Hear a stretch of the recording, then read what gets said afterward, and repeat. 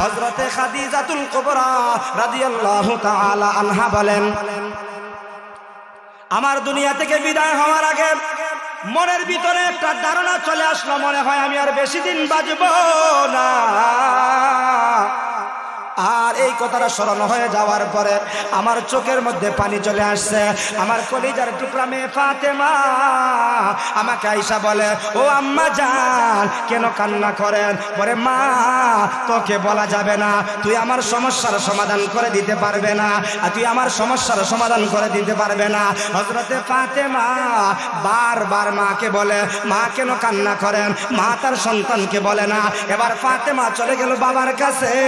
বাবা তো হলেন রাহমাতুল লিল আলামিন, নবী মুহাম্মদুর রাসূলুল্লাহ সাল্লাল্লাহু আলাইহি ওয়াসাল্লাম রাহমাতুল লিল আলামিন ঘরের ভিতরে আসলেন। আয়েশা দেখেন হযরতে খাদিজা কান্না করে। এবার একটা জবানও বন্ধ রাখবেন না, হযরতে খাদিজাকে আমার নবী কম মহব্বত করেন না বেশি? আর একটু জোরে আওয়াজ দিয়া বলুন, কম না বেশি? হযরতে খাদিজাকে আমার নবী এত ভালোবাসে, এত মহব্বত করে। হযরতে খাদিজাও আমার নবীকে মহব্বত করে, আমার নবীকেও ভালোবাসে। আমার নবীজি আয়েশা জিজ্ঞাসা করেন, খাদিজা কেন কান্না করো? তার কারণটা আমাকে বলো। না না, বলা যাবে না। বলে, বলো না, আমি তো তোমার একমাত্র স্বামী, আমার কাছে বলো, আমি তোমার সমস্যার সমাধান করে দিব। বলে, আমার মনের ভিতরে একটা কথা জাগ্রত হয়ে গেছে, মনে হয় আমি আর বেশি দিন বাঁচব না। যদি মারা যায় কবরের মধ্যে আমার কি অবস্থা হবে, কি হালত হবে, ওই কথাটা যখন স্মরণ হয় আমি খাদিজা চোখের পানি ধরে রাখতে পারি না। আল্লাহু আকবার। আর একটু জোরে আওয়াজ দিয়া বলুন, আল্লাহু আকবার। আপনারও খবরের কথা স্মরণ হয়, যে স্মরণের কারণে মসজিদে যাই। আসলে না, কিছু মানুষের জিজ্ঞাসা, ভাই জ্বর তো দেখছি আপনার নামাজ পড়তে আইসেন, আসর তো দেখছি, ফজর পাই নাকি তাহলে ভয় লাগে, হয়নি না হয়নি? আরে তুমি যদি দুনিয়ারে ভয় পাইলে তো আল্লাহর তো এই পরিমাণ ভয় পাইলে না। যার ভিতরে আল্লাহর ভয় আছে, আল্লাহর মহব্বত আছে, কিসের রাত্রি, কিসের দিন, কিসের গরম, কিসের ঠান্ডা, সে দুনিয়ার সব কিছুকে পিছনে ফেলে দিয়া আল্লাহর কুদরতি ভয়ে সিজদা করে প্রমাণ করে দিবে তার একমাত্র রব কে। হযরতে খাদিজা বলেন, আমার তো মনে হয় আমি আর বেশি দিন বাঁচব না। ও প্রাণের স্বামী আমার, আপনার কাছে আমি একটা দরখাস্ত করতে চাই। বলেন না, আপনি আমার দরখাস্তটা পালন করবেন কিনা? হযরতে খাদিজার জবাবে আমার নবী সরকার দু আলম নবী বলেন, খাদিজা এটা আবার কেমন কথা তুমি আমাকে বললা? তুমি তো আমার দুঃখের দিনের সাথী, তুমি না আমার জন্য রাত্রে যতই গভীর হয় না কেন তুমি বিছানার মধ্যে ফিট লাগাইয়া ঘুমাও নাই, বিছানার মধ্যে এরকম ভাবে ঘুমাও নাই আমি যতক্ষণ না পর্যন্ত ঘরের ভিতরে প্রবেশ না করছি। আর তুমি আমার কাছে আবদার করবা, তোমার আবদারটা আমি পালন না করে যাব কোথায়? তুমি বলো, ইনশাআল্লাহ আমি তোমার সমস্ত আবদার পুরা করব। আল্লাহু আকবার। আমাদের মধ্যে স্বামী স্ত্রী যারা আছে, স্বামীর কথা স্ত্রী মানে না, স্ত্রীর কথা স্বামী শুনে না। স্ত্রী হয় তোমার খানে তুমি লইয়া খাও, আমি তোমার লইয়া দিতে পারতাম না। স্বামী আইয়া কয়, তুই যদি আরেকটা কথা শুনতে না পার জুতা লইয়া তোর খবর মারমু। এরকম স্বামী স্ত্রীর ঝগড়া আছে না? আরেকটু জোরে বলেন। কিন্তু যেখানের মধ্যে স্বামী আর স্ত্রীর মহব্বত থাকবে সেই ঘরের মধ্যে আল্লাহর পক্ষ থেকে রহমত নাজিল হবে, রহমত বর্ষণ হবে। জোরে আওয়াজ দিয়া বলুন, ঠিক কিনা? হযরতে খাদিজা বলেন, আমি যদি প্রস্তাবগুলো দেই আপনি তো আমার প্রস্তাবগুলো মানবেন? নবীজি বললেন, হ্যাঁ অবশ্যই মানবো। হযরতে খাদিজা এক নম্বরের প্রস্তাব টাকার প্রস্তাব দিলেন না, ধন সম্পদের প্রস্তাব দিলেন না, প্রস্তাব দিলেন, প্রাণের স্বামী আমার, আমি যখন দুনিয়া থেকে বিদায় হয়ে যাব বাজারের মার্কিন কাপড় দিয়া আমাকে কাফনের ব্যবস্থা করবেন না। এই কবরের মধ্যে আমি চাই আপনার শরীরের একটা জুব্বা নিয়া আমি কবরের যাত্রী হতে চাই।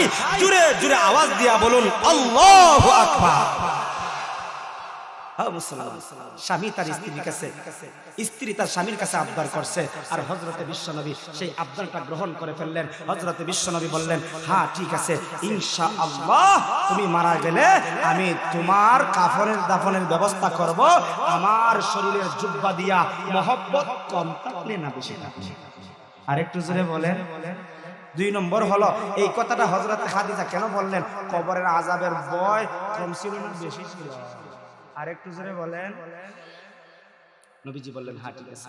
বলে দুই নম্বর প্রস্তাব হলো, ও প্রাণের স্বামী আমার, আমি যখন দুনিয়া থেকে বিদায় হয়ে যাব, বিদায় হয়ে যাওয়ার পর আমাকে আপনার জামা দিয়া কাফনের ব্যবস্থা করবেন। দুই নম্বর হলো আমার জানাজাটা অন্য কাউকে দিয়া পড়াবেন না, আপনি আমার জানাজার ইমামতি করবেন। সুবহানাল্লাহ।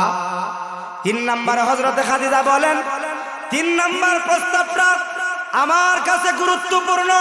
ওগো প্রাণের স্বামী, আপনার কাছেও সেটা গুরুত্বপূর্ণ হবে।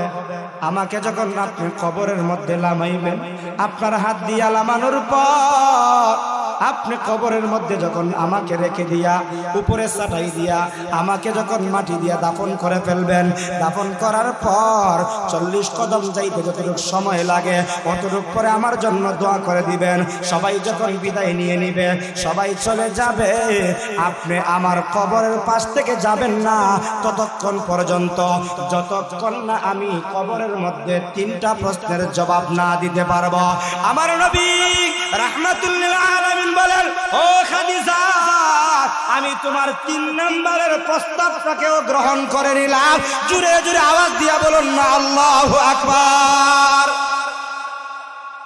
গ্রহণ করে নিলেন। সংক্ষিপ্ত কথা, হযরতে খাদিজা দুনিয়া থেকে বিদায় হয়ে গেলেন। আমার নবী সাল্লাল্লাহু আলাইহি ওয়াসাল্লাম ওনার জামা দিয়া কাফনের ব্যবস্থা করলেন।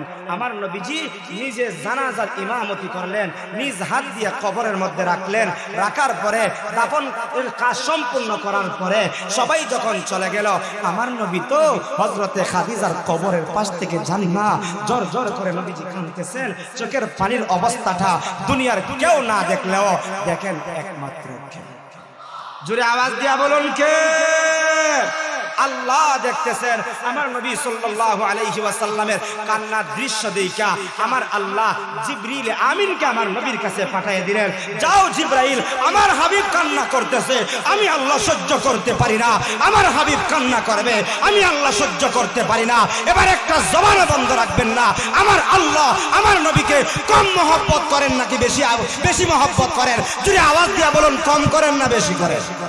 আরেকটু জোরে বলুন, কম করেন না বেশি? আমার নবীকে কেমন মহব্বত করেন জানেন? তাওরাত কিতাবের মধ্যে আমার আল্লাহর নাম সাথে সাথে আমার নবীর নামটা রেখে দিয়েছেন। জবুর কিতাবে আল্লাহর নাম সাথে সাথে আমার নবীর নামটা রেখে দিয়েছেন। ইনজিল কিতাবে আল্লাহর নাম, ইনজিল কিতাবের মধ্যে আমার নবীর নামটা রেখে দিয়েছেন। জবুরে আল্লাহর নাম, জবুরে আমার নবীর নামটা রেখে দিয়েছেন। কোরআনের মধ্যে আল্লাহর নাম, এই কোরআনের মধ্যেও আমার আপনার নবীর নামটা রেখে দিয়েছেন একমাত্র কে? আরেকটু জোরে বলেন কে? মহব্বত কম থাকলে না বেশি থাকলে? এমন মহব্বত আল্লাহর সঙ্গে আমরা স্থাপন করতে চাই কি চাই না? আর একটু জোরে বলুন, চাই কি চাই না? মুসলমান, আল্লাহ তাআলা সবকিছু দেখতেছেন। আল্লাহ জিবরিল আমিনকে পাঠাইলেন, আমার হাবিবকে আর কান্না করাইতে চাই না, যাও আমার হাবিবকে গিয়ে জিজ্ঞাসা করো কেন তিনি কান্না করেন। আল্লাহ সবকিছু জানেন, তারপরেও পাঠাইলেন। জিবরিল আমিন আয়েশা বললেন, ইয়া রাসূলুল্লাহ, আপনি আজকে এত কান্না করতেছেন, তার কারণটা কি? আবার কবরের পাশে দাঁড়াইয়া আমার নবী বললেন, আমি আমার স্ত্রীর 2টা আবদার পূরণ করেছি, 3 নম্বরের আবদারটা পূরণ করার জন্য আমি দাঁড়িয়ে আছি। ও মুসলমান, মনটাকে নরম করেন আর দিল থেকে আওয়াজ দিবেন। আমার নবী সাল্লাল্লাহু আলাইহি ওয়াসাল্লাম বলেন, আমার খাদিজার 3 নম্বরের প্রস্তাবটা আমি পালন করার জন্য আমি দাঁড়িয়ে আছি।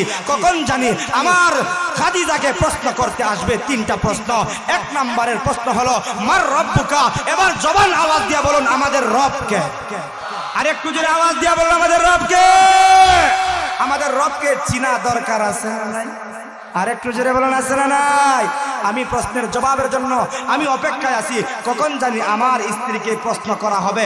আমার স্ত্রী যদি প্রশ্নের জবাব দিতে সমস্যা হয়, কষ্ট হয়, দেরি হয়, আমি যাতে তাকে সহযোগিতা করতে পারি, এই কথাটা বলতে না বলতে জিবরিল আমিন বললেন, ইয়া রাসূলুল্লাহ, আল্লাহ তাআলা জানাই দিয়েছেন যেই দিন আপনার সঙ্গে আপনার স্ত্রী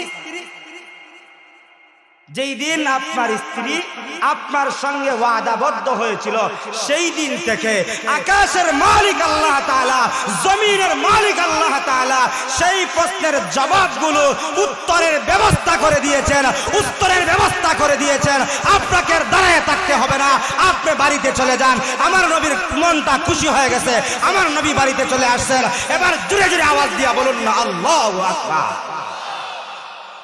ও মুসলমান, এই কথাটা এই জন্য বললাম, যেই খাদিজাকে ইসলামের প্রথম মহিলা বলা হয়, যেই খাদিজাকে আল্লাহ দুনিয়াতে সালাম দিয়েছেন, যেই খাদিজার উপরে আমার নবী সন্তুষ্ট, ওই খাদিজাও কবরের আযাবের কথা শুই না কান্না করেছেন। আমাদের তো আল্লাহ সালামও দেন নাই, আমরা এমন মহব্বত আল্লাহকে করতে পারি নাই যে আল্লাহ আমাদের উপরে খুশি। তারপরেও কেন কবরের শাস্তির কথা অন্তরে ঢুকাইতে পারি না, কবরের আযাবের কথা অন্তরে ঢুকাইতে পারি না? যদি ঢুকাইতে না পারি, কবরের শাস্তি থেকে আমরা বাঁচতে পারবো? যদি সেই কবরের আযাব থেকে আমাকে বাঁচতে হয়, তাহলে কবরের 3টা প্রশ্নের জবাব আমাকে আপনাকে শিখা চিনিয়া যেতে হবে দুনিয়া থেকে। জোরে বলুন ঠিক কিনা? 1 নাম্বার হলো আমার রব্বুকা, আমাদের রব একমাত্র কে? আরেকটু জোরে বলুন কে? মগস্ত কইরা আমাদের রব আল্লাহ, আমাদের রব আল্লাহ মগস্ত কইরা কবরে গেলে গিয়া মুক্তি পারিব নি? দুনিয়াতে রবের গোলামি করতে হবে, দুনিয়াতে রবের ইবাদত করতে হবে, দুনিয়াতে রবকে চিনতে হবে। যে যাকে চিনতে পারে সে তাকে তত বেশি মানতে পারে, যে যাকে চিনতে পারে সে তাকে তত বেশি মানতে পারে। আমরা যদি রবকে চিনতে পারি, রবকে মানতে পারবো, রবের গোলামি করতে পারবো। আর যে রবের গোলামি করে কবরের মধ্যে চলে যাবে, তার কবরটাকে জান্নাতের বাগান বানিয়ে দিবেন কে? জুড়ে বলেন। আমার নবী সাল্লাল্লাহু আলাইহি ওয়াসাল্লাম বলেন, একজন মানুষ যখন দুনিয়াতে আল্লাহকে রব বলে স্বীকার করে যাবে, ওই কথার উপর ইস্তেকামত থাকবে, অটল অবিচল থাকবে। আমার আল্লাহ তাআলা বলেন, ওই ব্যক্তিটা দুনিয়া থেকে বিদায় হয়ে যাওয়ার সময় তথা সকরাতের সময় আল্লাহ তাআলার পক্ষ থেকে তার কাছে রহমতের 500 ফেরেশতা পাঠিয়ে দিবেন। আল্লাহু আকবার। আল্লাহ বলেন, ইন্নাল্লাযীনা ক্বালু রাব্বুনাল্লাহ সুম্মা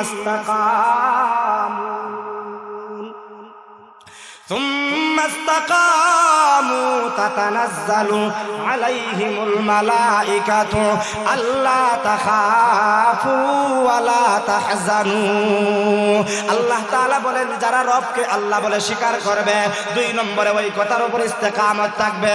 ও মুসলমান, ওই বান্দারা যখন দুনিয়া থেকে বিদায় হয়ে যাওয়ার সময় হবে, দুনিয়া থেকে বিদায় হয়ে যাওয়ার সময় হবে, তার মৃত্যুর সময়, সকরাতের সময়, তার দুনিয়া থেকে বিদায় হওয়ার সময় আমার আল্লাহর পক্ষ থেকে রহমতের ফেরেশতা পাঠিয়ে দিবে। রহমতের ফেরেশতা এসে বলবে, ওরে আল্লাহর বান্দা, তোর কোনো ভয় নাই, তোর কোনো চিন্তা নাই, তোর কোনো টেনশন নাই, তোর কোনো পেরেশানি নাই। সেই ঘোষণা একমাত্র দিয়েছেন কে? আরেকটু যদি আওয়াজ দিয়া বলুন কে?